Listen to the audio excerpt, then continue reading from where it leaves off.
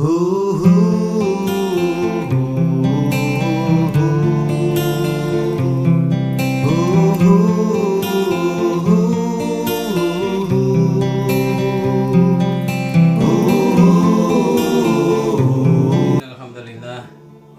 nahmaduhu wa nasta'inuhu wa nastaghfiruh wa na'udzu billahi min syururi anfusina wa min sayyiati a'malina may yahdihillahu fala mudhillalah wa may yudlilhu fala hadiyalah. Asyhadu an la ilaha illallah wa la syarikalah wa asyhadu anna Muhammadan 'abduhu wa rasuluhu la nabiyya ba'dah. Qala Allah ta'ala fil Qur'anil Karim, a'udzu billahi minasyaitonir rajim.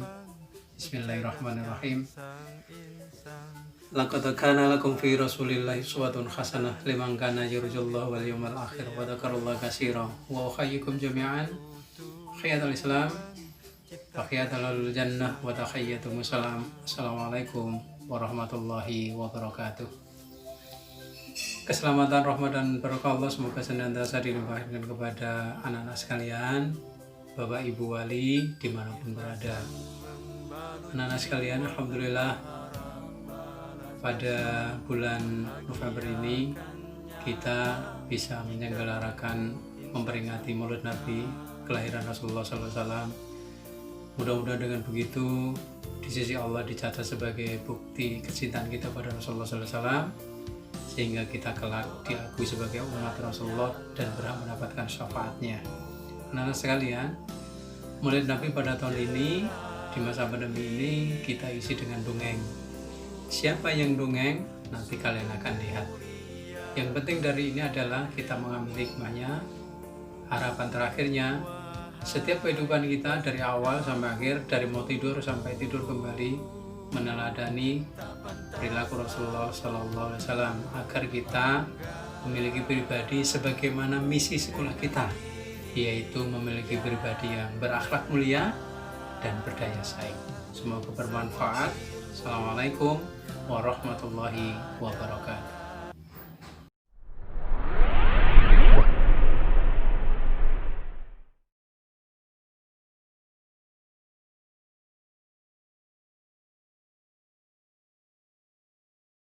Oke, sudah siap. Baik teman-teman semuanya, sudah siap? Baik, kita mulai dengan nyanyi bersama-sama. Yuk, tepuk tangan berirama dari rumahnya masing-masing ya. 1, 2, 3. Mari ucapkan salam bila bertemu teman, dan juga bersalaman disertai senyuman. Dengan hati yang lapang dan maaf diberikan, hilanglah permusuhan untuk bersahabatan. Jadi banyak saudara di sekeliling kita, hidup jadi bahagia, Allah sayangi kita. Salama bainakum, sebarkanlah salam di antara kamu semuanya. Jawab dengan semangat dan sungguh-sungguh ya. Oke? Baik. Assalamualaikum warahmatullahi wabarakatuh. Alhamdulillahirabbil alamin. Pertama dan utama, marilah kita bersyukur kepada Allah atas semua nikmat dan karunia yang Allah berikan kepada kita hari ini. Alhamdulillah ya. Nah, dan jangan lupa sholawat serta salam selalu kita haturkan kepada junjungan Nabi kita. Nabi siapa? Muhammad Sallallahu Alaihi Wasallam, yang telah memberikan banyak sekali contoh cara hidup yang baik, yang selamat di dunia dan akhirat. Allahumma amin. Baik teman-teman semuanya. Nah, hari ini Kak Usen akan berbagi cerita. Tapi ngomong-ngomong sebelumnya, teman-teman tahu Kak Usen di mana? Ayo tebak. Di mana? Ada tangga di belakang sana dan ada banyak pohon, daun dan hijau. Apa yuk? Di mana yuk? Iya, hari ini Kak Usen ada di Gunung Gandul teman-teman ya. Ada yang sudah pernah ke sini? Baik teman-teman semuanya, langsung saja Kak Usen hari ini akan cerita dan akan Kak Usen awali dengan satu buah lagu. Oke? Aku mau cerita tentang burung ababil. Wahai kawan dengarlah, beginilah ceritanya.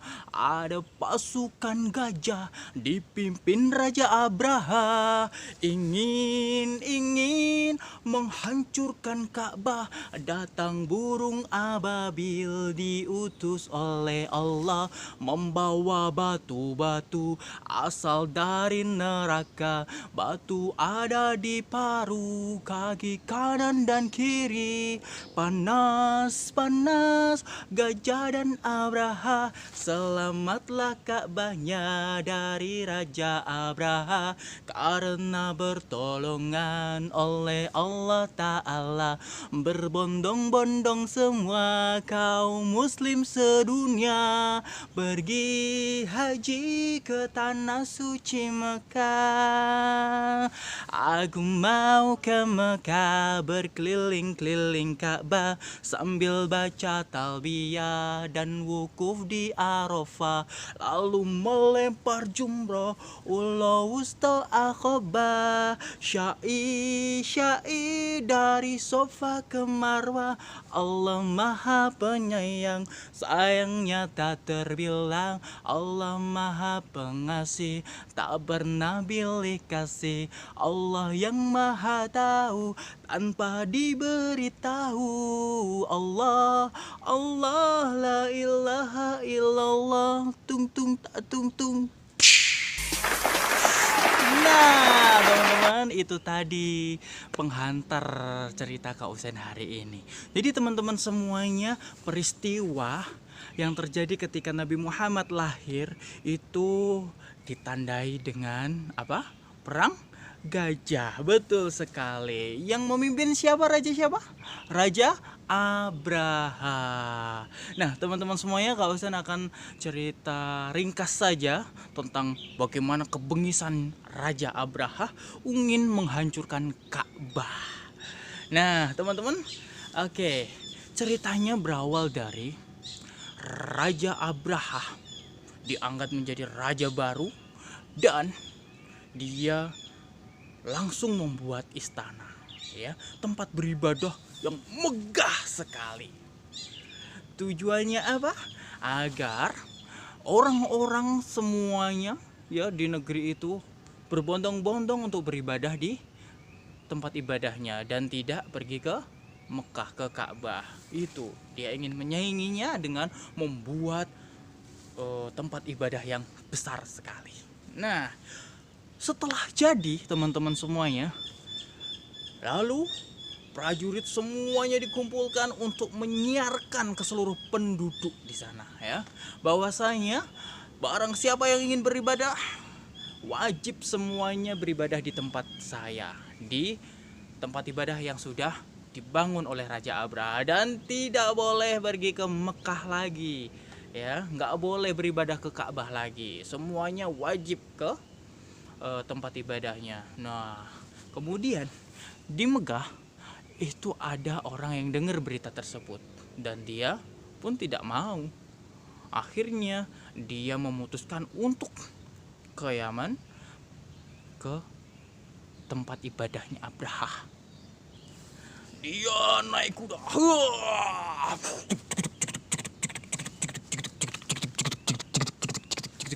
Nah, setelah sampai di sana, kemudian dia turun dan dia masuk ke salah satu ruangan di tempat ibadahnya Raja Abraha. Setelah sampai di dalam, dia melihat-lihat, wah, ternyata seperti ini. Aku tidak akan mau beribadah di sini.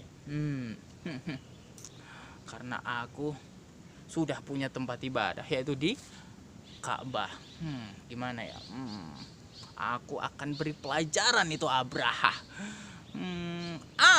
Aku punya ide. Nah, teman-teman semuanya, apa ide dari orang tersebut? Ternyata orang tersebut membuang kotorannya di dalam ruangan itu. Dia berak di situ, ya, dia kencing di situ, mengotori lantai dan temboknya. Lalu pergi. Nah, setelah pergi, ada yang datang ke dalam itu dan bau sesuatu. Apa ini ya? Bau sekali. Dia punya selidik. Akhirnya dia masuk ke ruangan yang ada kotorannya tadi. Terkejut dia. Apa itu? Siapa yang berani-beraninya buat kotoran di sini? Kalau Abraha tahu, pasti dia akan membunuhnya. Aduh, gawat nih. Aku harus segera lapor kepada Abraha. Kemudian orang tersebut lapor kepada Abraha. Raja Abraha, lapor. Raja Abraha dengan santainya mendengarkan. Ada apa prajuritku? Raja, sambil terengah-engah lari. Raja, tenang. Ada apa? Ceritalah yang tenang, jangan. Oke. Tarik nafas. Dah, sekarang cerita.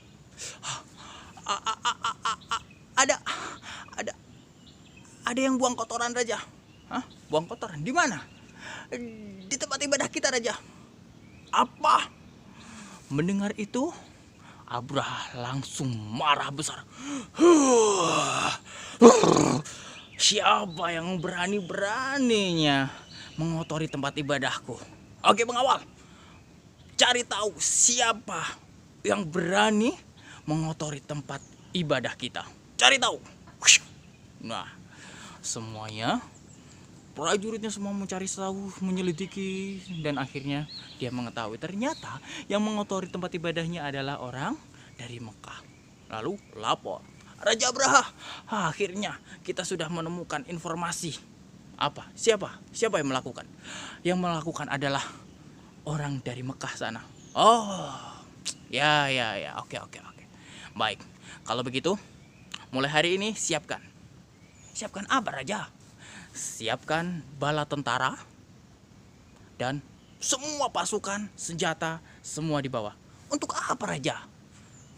Aku punya rencana.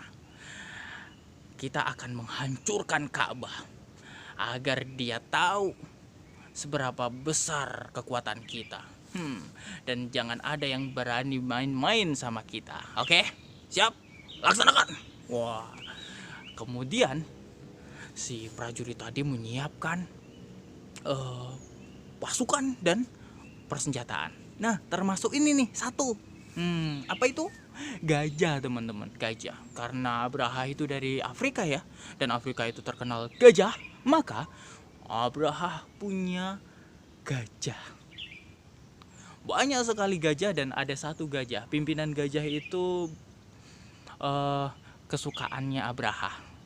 Warnanya beda sendiri dari gajah-gajah yang lain dan dia diberi nama Mahmud, ya.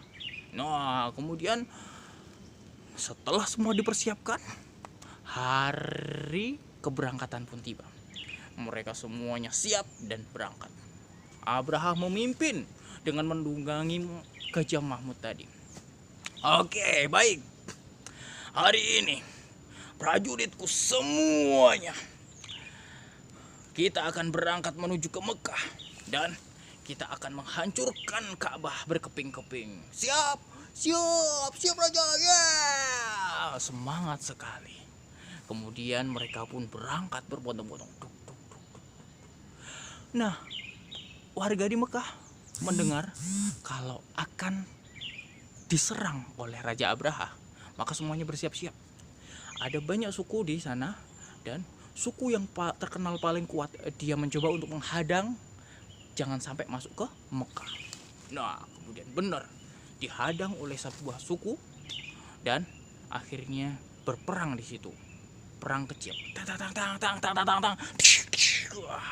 Akhirnya suku itu kalah dan kepala sukunya dibawa, diculik untuk pergi ke rombongan. Kemudian ada suku lagi yang ingin menghadangnya lagi. Kemudian terjadi pertempuran lagi. Dan apa yang terjadi?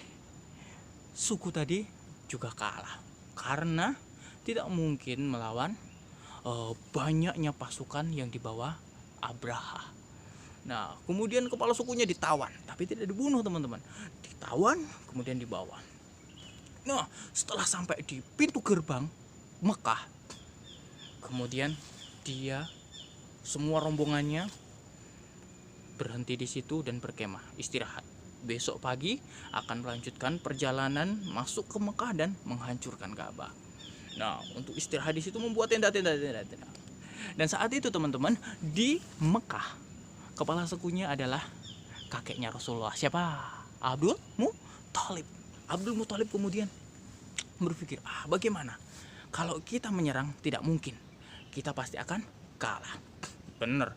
Ketika berdiskusi dengan kelompoknya, ada prajurit Abraha datang ke rumah-rumah warga. Untuk apa? Ngambilin semua binatang-binatang peliharaan. Unta, kuda, banyak sekali. Domba. Diambil semuanya, dirampas. Termasuk untanya Abdul Muthalib. Dibawa itu. Ada 200 unta, semuanya dibawa. Nah, kemudian Abdul Muthalib dan teman-temannya, kawan-kawannya, dia berpikir, bagaimana ini? Tidak mungkin kita menyerang. Oke, baiklah. Kalau begitu aku akan memutuskan malam ini aku akan bertemu Abraha. Nah, singkat cerita, mereka bertemu dan ngobrol. Ada apa kau menemui aku? Besok pagi tempat ibadahmu sudah tidak ada. Kamu mau apa? Abraha, kata Abdul Muthalib, saya dan penduduk di sini hanya tidak mungkin mengalahkan pasukanmu yang begitu banyak dan begitu kuat. Satu-satunya yang aku inginkan adalah kembalikan binatang peliharaan kami, karena itu yang aku miliki. Lalu? Dan terserah, kalau kamu ingin menghancurkan Ka'bah, mau terserah, karena Ka'bah itu adalah miliknya Allah, bukan milikku. Sudah ada yang punya. Nah, terkejut Abraha. Jadi cuman itu ya? Oke, baik. Hai, prajurit, kumpulkan tadi prajurit. Kembalikan semuanya tawanan binatang-binatang tadi yang kalian ambil. Kembalikan semuanya ke penduduknya.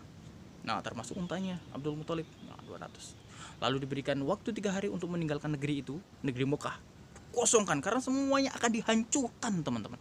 Ya, dikosongkan semuanya dalam waktu 3 hari, mengungsi, ada di perbukitan di samping gitu. Nah, singkat cerita, 1 hari berlalu, 2 hari, 3 hari. 3 hari pun tiba dan semua penduduk Mekah sudah tidak ada. Semuanya sudah mengungsi di perbukitan dan hanya meninggal kotanya dari kejauhan yang sebentar lagi akan dihancurkan oleh Abraha. Benar semuanya. Nah, kemudian hari pembalasan pun tiba. Oke. Hari ini adalah hari kemenanganku, kata Abraha dengan nada yang sombong sekali.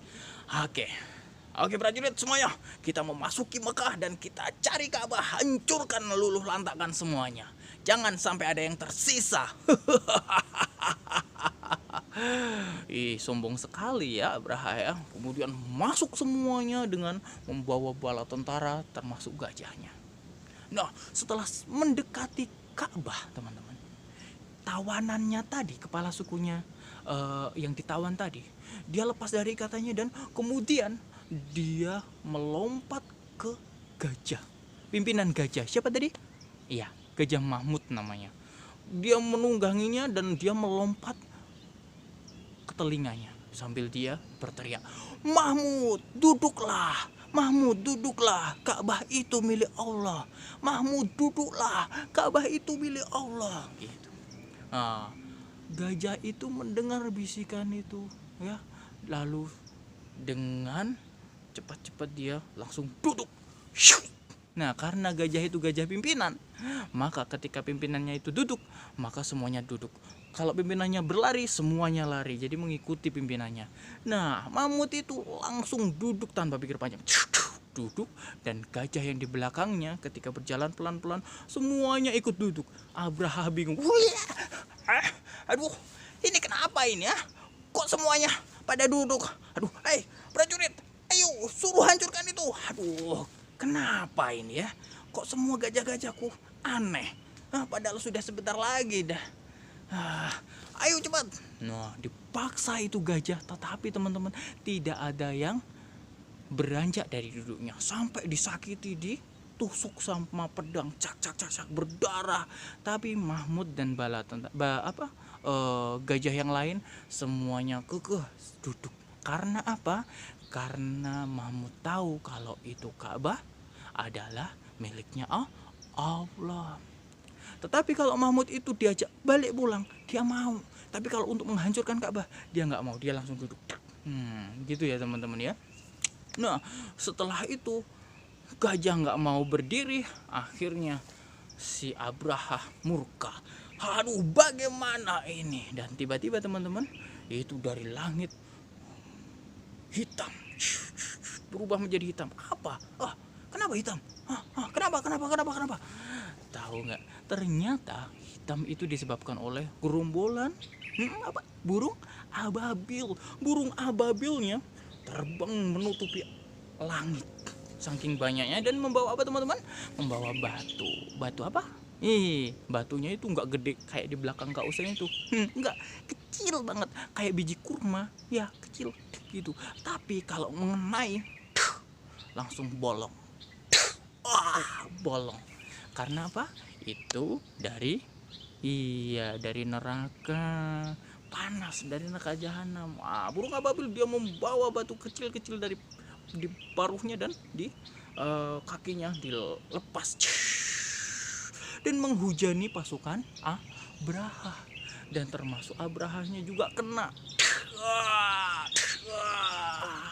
Itu akhirnya singkat cerita Abraha dan pasukannya tewas, tidak tersisa, dan Ka'bah selamat.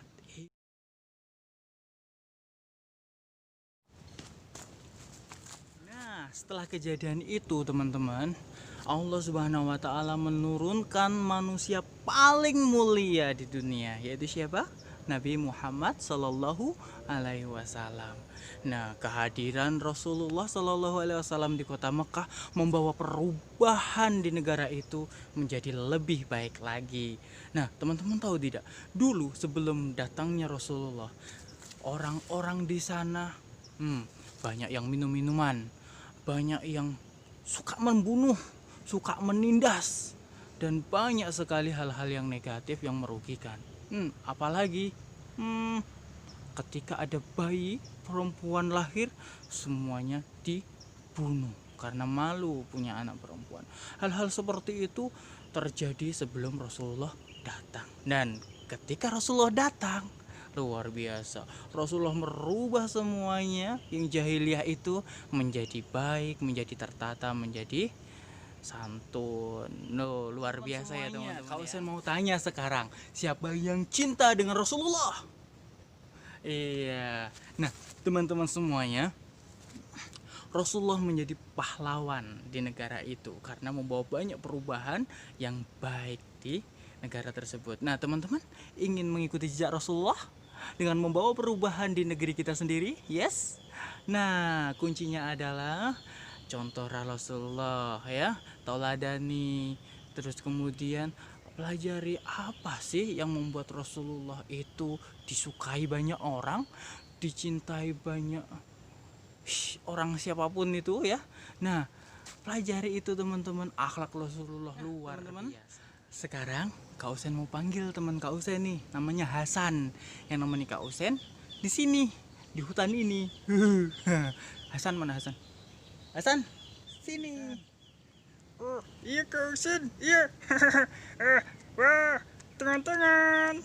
Langsung menyapa kamu. Iya, aku senang sekali. Wah, apa kabar?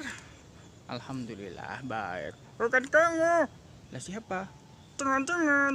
Oh, kamu ini menyapa teman-teman, silahkan. Hai teman-teman. Nama aku Hasan. Aku temannya Kak Husen. Di sini aku nongani mau nyanyi. Hah? Enggak. Apa mau rencana mau nyanyi tadi? Iya, mau nyanyi aku. Nyanyi apa? Ya, seperti yang Kak Husen sudah katakan tadi. Oh, tentang Rasulullah. Iya. Kamu emang punya lagu apa? Aku punya lagu, Iya, lagu apa? tapi nyanyinya bareng Kak Husen. Oh, gitu. Lah kenapa nggak kamu sendiri aja? Karena aku malu. Alah, gayamu malu.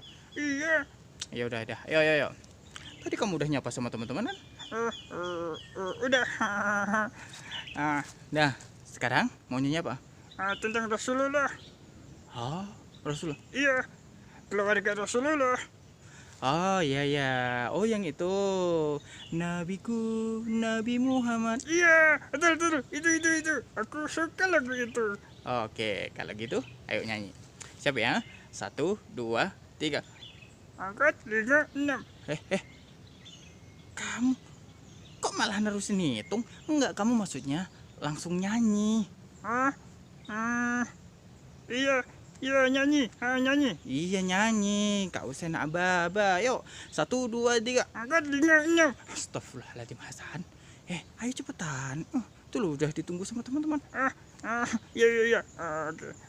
Kadang-kadang ya. Ya, siapa dulu? Kau sen dulu. Kak Usen dulu. Iya, lalu aku setelah itu. Gantian maksudnya. Iya. Baik. Oke teman-teman semuanya, Hasan pengen nyanyi tapi pengennya ditemani sama Kak Usen. Oke, nyanyi tentang Rasulullah. Iya, siap. Baik.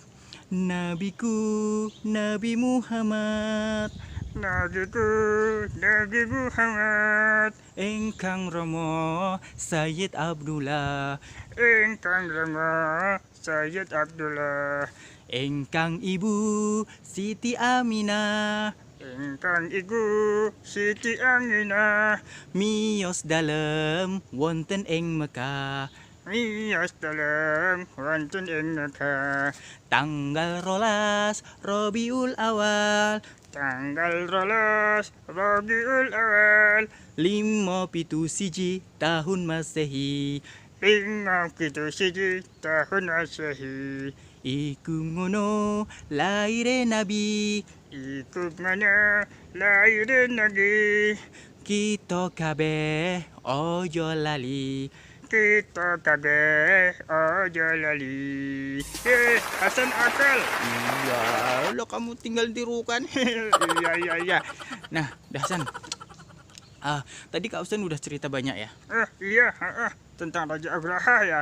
Iya, dan tentang pahlawan. Pahlawan. Iya, pahlawan itu yang membawa perubahan baik di negeri kita, di tempat tinggal kita. Namanya pahlawan. Iya, itu ya. Kausen. Apa? Aku. Kenapa? Kenapa? Aku mau pamit dulu. Loh, kok kenapa tiba-tiba pamit? Aku kebelet. Oh, iya, udah. Ya, kebelet. Lah, di mana? Di warung bawah ada toilet. Oh, iya, udah. Ya udah, kamu sana. Kak Usen lanjut ceritanya ya. Iya, dadah teman-teman, dadah. Nah, baik teman-teman semuanya, Kak Usen mau tanya sekarang, siapa yang cinta dengan Rasulullah? Luar biasa. Ya, semoga kita semuanya bisa mencontoh apa yang dilakukan oleh Rasulullah sehingga membuat perubahan di lingkungan kita minimal ya. Nah teman-teman semuanya, ngomong-ngomong soal pahlawan nih, Rasulullah kan menjadi pahlawannya di Mekah ya, di seluruh dunia gitu kan, membawa perubahan kebaikan. Nah teman-teman, tanggal 10 besok di Indonesia ya, di tempat tinggal kita, memperingati Hari Pahlawan Nasional. Nah mulai hari itu teman-teman komitmen untuk bisa menjadi pahlawan. Gimana caranya? Gampang. Nah teman-teman, pertama kita lakukan apa yang Rasulullah lah lakukan. Kita mencontoh di kehidupannya Rasulullah ya, jadi santun, nggak marahan, apalagi jadi anak yang soleh ya kan, berbakti kepada kedua orang tua. Itu akhlak-akhlak yang dicontohkan oleh Rasulullah ya. Terus kemudian kita bisa jadi pahlawan dengan cara apa? Nih, kita belajar yang sungguh-sungguh, menjadi anak pintar. Nah, kemudian ketika kita jadi anak pintar, maka kita akan digunakan di posisi yang baik. Ketika kita kelak dewasa, kita akan menjadi pemimpin dan membawa perubahan yang baik di negeri kita. Itu teman-teman ya. Jadi teman-teman kuncinya adalah kalau ingin jadi pahlawan maka belajarlah yang sungguh-sungguh dan raihlah prestasi setinggi-tingginya, sebaik mungkin sehingga kalian menjadi anak-anak yang harganya mahal karena kehebatannya, kecerdasannya. Oke, gitu ya teman-teman semuanya ya. Cerita Kak Usen cukup sekian ya, semoga bermanfaat. Ingat teman-teman semuanya, kita harus meneladani Rasulullah ya. Kita harus mengikuti apa yang diperintahkannya dan jangan sampai lupa ya, apalagi mengingkari jangan sampai. Dan juga teman-teman semuanya, kita harus mulai sekarang menjadi pahlawan. Cita-citanya mau jadi apa? Jadi pahlawan. Gimana caranya? Nggak ada perang sekarang? Enggak. Sekarang mau jadi pahlawan gampang. Kita belajar yang sungguh-sungguh. Ketika kita jadi anak yang hebat, anak pintar, dan kita bisa membawa perubahan di negeri kita, itu adalah pahlawan. Baik teman-teman, semoga bermanfaat. Terima kasih. Wabillahi taufiq wal hidayah. Assalamualaikum warahmatullahi wabarakatuh. Dadah.